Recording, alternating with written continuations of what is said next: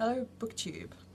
Well, if there's one thing that we have established this week is that this channel is not an episode of the A-Team, because all my plans just do not always come together. Well, at least not my filming plans. The other plans have worked out just fine. So I'm celebrating. I have finished dating exam papers. Hooray! I am going to be able to sleep tonight. I'm going to be able to do whatever I used to do for fun this weekend. What was it? Oh yeah, reading. The other thing that I'm celebrating, wait, hang fire. That's a very well-deserved drink. The other thing that I'm celebrating is that today is both my dogs' birthday. They actually are brother and sister. They come from the same litter. 365 days ago, some insert bad word there, guy, did something despicable, but as a result I have two amazing dogs, hyperactive, but they'll grow out of it. One day I'll tell you their story. Right now I'm about 15 minutes away from falling asleep and drooling on camera, so to prevent that embarrassment, I should probably get on with discussing books, because this is part 2 of the whole 10 books off your shelf and talk about them's tag, which I was tagged in by Sean the Book Maniac. Oh, I'm going to be so embarrassed if I've got that wrong. Sean, I'm really sorry. I will write it down below. I really am not joking when I say I have the IQ of a slug right now. Cheers. So the first book that I'm going to talk about is one that I did at university 23 years ago. So this is Letters to Alice by Weldon. Now this is an epistolary novel. We are reading the letters from Auntie Faye to her niece Alice. Alice has started university and is studying English, and although I'm hoping that my memory was way better when I was younger, if memory serves me right, she was studying Jane Austen, or possibly authors in that time as well, and she was going to, she had interest in writing like her Auntie Faye. And I found this an exceptionally enlightening book. I don't know whether I would now, but when I was a very late teenager, I thought this was fascinating. It was history like I'd never read history before, because it had nothing like the feel of a history textbook. It was entertaining, it was enlightening. I loved the advice from Faye to Alice. I thought this was a fabulous book, and if memory serves me right, Steve has spoken about this as well. So maybe it's not just a warped memory. I should probably reread this at some time. I think this is going to become a trend, because yeah, I've been reading all my life, so there's a load of books that I've read and I was like, did I read this? In fact, we'll get to one of those issues just now. So the next book that I'm going to talk about is one that actually was popular on BookTube. I know I said I was trying to avoid those, but it has been a while since it was spoken about, and I did not expect to like this anywhere near as much as I did. So this is Codename Verity by Elizabeth Wein. Now, this book is set during World War II, but it does not follow men, it follows women. One of the women is in the Women's Auxiliary Air Force, which I found out my cousin's grandmother, her father, not my uncle, his mom, she flew for the WAAF. And so that made me extra interested in this. This is a story that covers female friendship. It covers mature topics. The writing style, if memory serves me right, is not inaccessible. It's very easy to read. But the story itself is not as cut and dry as it appears on the surface. I was very impressed. I know that it had been labeled YA, but I'm not too sure why. I can see that the language itself was simple enough to be considered YA, but the characters were not teenagers, which is generally the #1 criteria, and it did not fit in with your regular YA. There was no love triangles, at least not that I can remember. Maybe I blocked it out, but I don't remember there being any romance in here. I remember this being a book about friendship, difficult decisions, and a lot of OMG, did that happen? So yeah, I also appreciate that Elizabeth Wein did not take the easy way out. There is a sequel to this. It's called Rose Under Fire. I have not read it. I don't have it. And I don't actually plan to. This book was brilliant on its own. I think this should be a standalone. I don't think, and I'm not speaking from experience because I haven't read the second book, I think that a second book would probably diminish this one in value. This was perfect as it was. I really enjoyed it. Okay, well, when I say it was perfect, there's always room for improvement. But this was a very, very good read. And what I liked as well with it is because the language itself wasn't difficult, it is something that I could put on the school bookshelves in the library for the kids to read. They wouldn't find this too difficult. They might find it shocking, though, in places. But yeah, some nice woman power. Women doing something in a war for a change other than sitting at home crying, or I suppose working in factories. But now getting to a book that is probably a lot more interesting as far as feminism and understanding feminism goes. This is Nervous Conditions by Tsitsi Dangarembga. Now, Tsitsi Dangarembga comes from Zimbabwe, which is a 1,000 plus kilometers and tax away up north.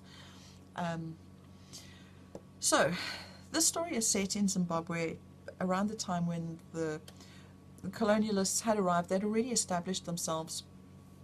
I mean, but you're following a family, a very small family. It's a tiny family unit. It's just the mother, the father, the children, who are living in a very rural location. They have their little farm, their kraal, or whatever you want to call it.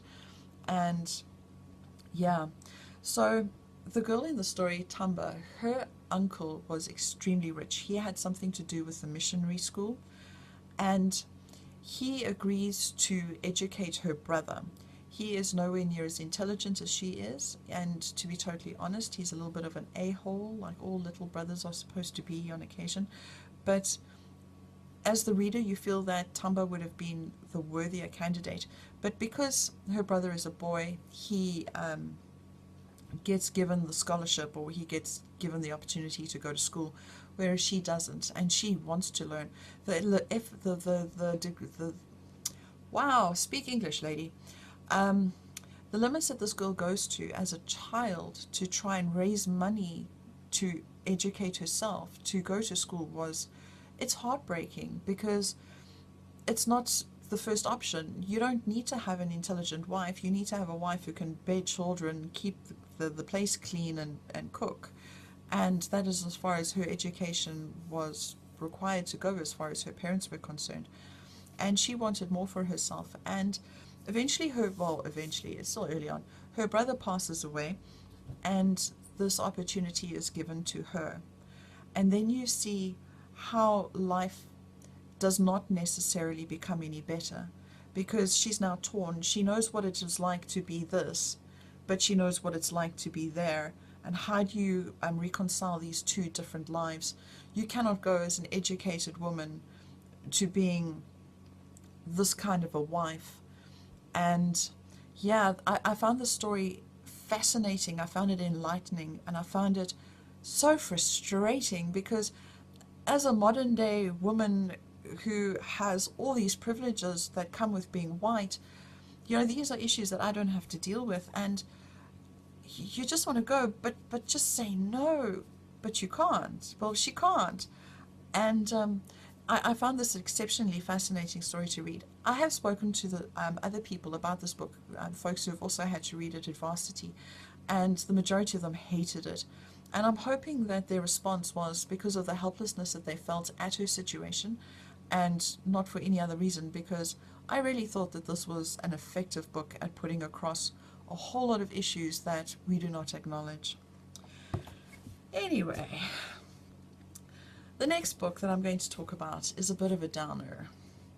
So there's this whole phase that is or was going around about Norwegian Scandinavian authors.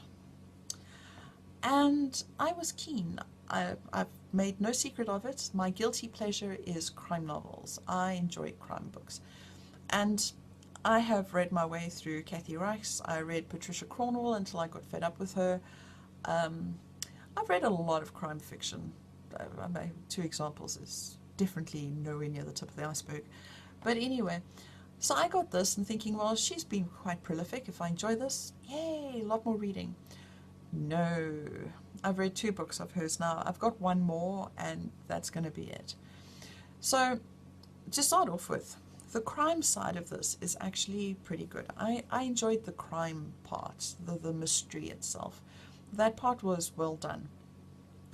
But that was pretty much where Weldon ended. I had issues with certain amounts of realism.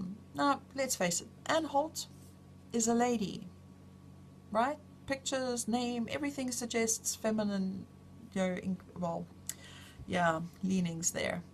So why is it that when a character is at supper, having dinner, and OMG, her water breaks, everybody has to go and toss her on the floor, haul off her stockings and knickers, put the kids in the room, and tell them to go and boil the shears on the stove? I'm going, maternity ward, people, let's go to the maternity ward, go for a walk, it's fine.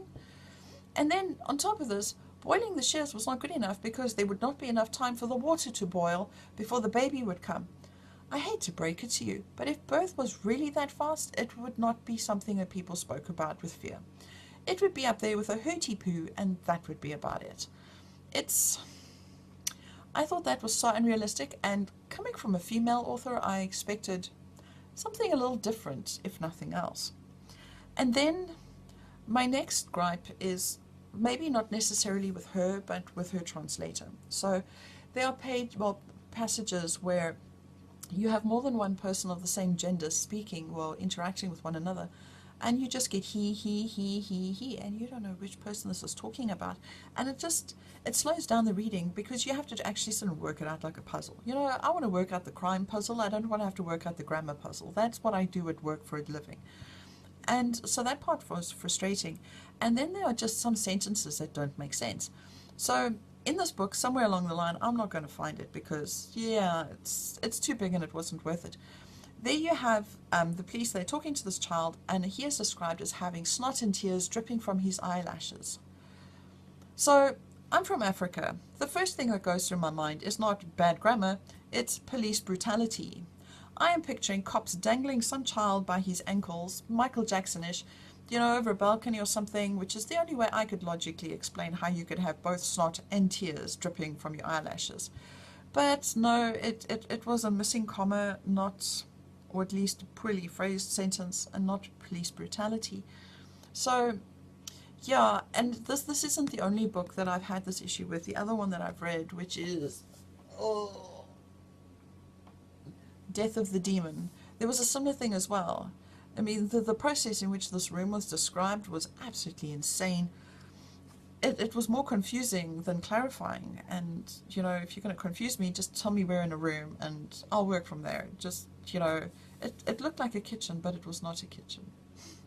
And then, so it was a lounge, but it wasn't a lounge. It's like, can we just start with somewhere where it is and let's just go from there? So anyway, I've got mixed feelings. As I said, I like the crime side of this, but the rest of it, I wasn't a fan of, which is a pity because her books are like always on special. I don't want to be mean and say I wonder why, but yeah. So the last book that I want to talk about is an interesting book, not for obvious reasons. Now, I gave this book 5 stars. I do not agree with it though. Does that make sense? I appreciated what this book made me think about, the decisions that I had to make, and where I stood on this. Let me just show you the book, okay? So this monstrosity, and I am not joking when I call this a monstrosity, I mean it's almost the size of my blooming head, is Atlas Shrugged by Ayn Rand. So, besides getting wrist cramp, because this was like reading, doing push-ups or sit-ups, like, come on, you can do it, one more. Besides all of that, this story is basically an economic philosophy disguised as a story. So basically you have Daphne Taggart, if memory serves me right, Daphne Taggart, who has, her family owned the railways, but her brother inherited it, but he doesn't have the business mind she does. So she is trying to fix all the chaos that he has caused and trying to deal with all of this. Then you have think it was Reardon, her friend, former lover, present lover, can't remember, who was with Steele and other men as well. And you've got this country where, I'm putting this book down, sorry, I don't want to get a cramp.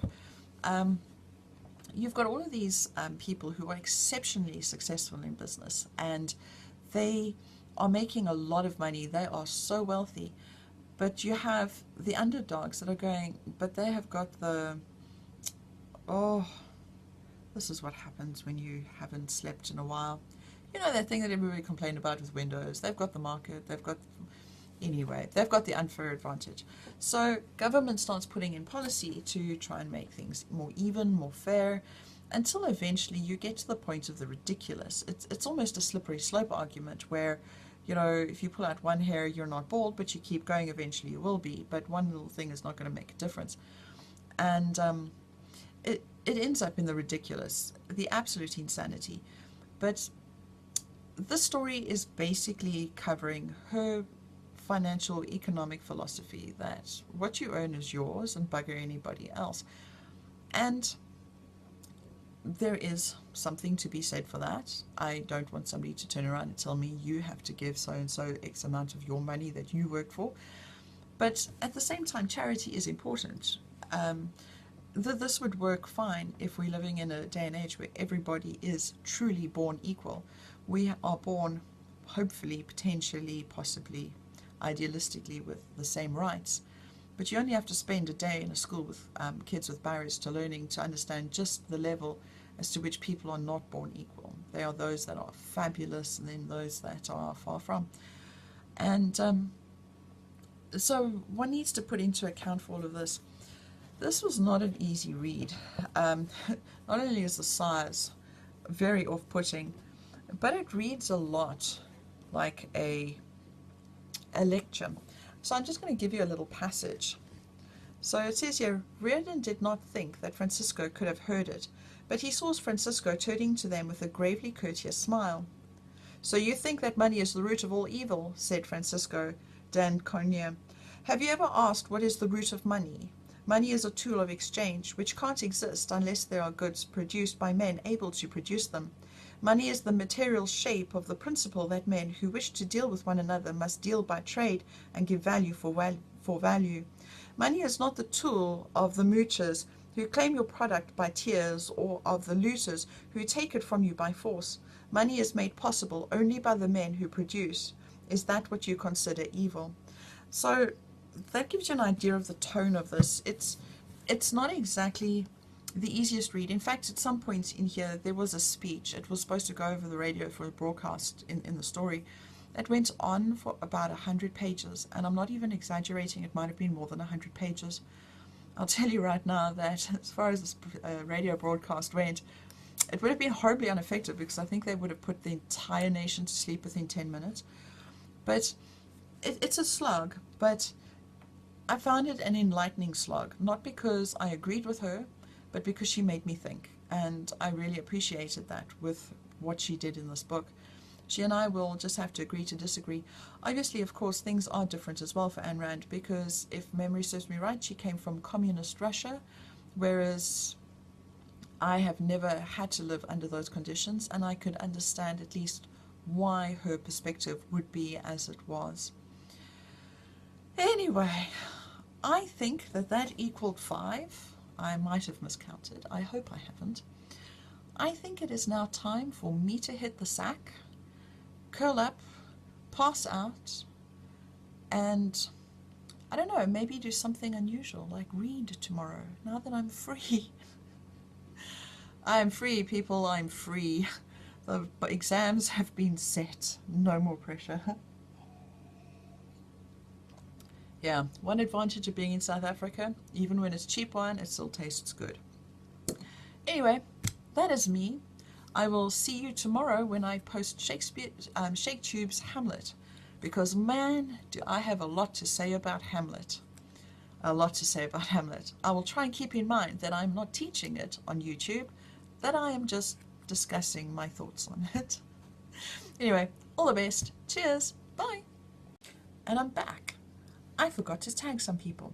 So I would like to tag 4 ladies because I spoke about 5 books, and obviously keeping things symmetrical is just not going to happen. So the first one is the Daily Reader. She expressed an interest in this tag in part 1, and I told her in the tags back then that I would tag her in this part. So your tag, Daily Reader. I would also like to tag D Marsha Osbourne. I'd love to see what else Marsha reads and what she would choose to talk about. And then the same goes for book reviews from Peg and Mel's Bookland Adventures. Both those ladies seem to be prolific readers, fast readers, and I would love to see what they have to say should they be interested. So yeah, now it really is goodbye. Ciao!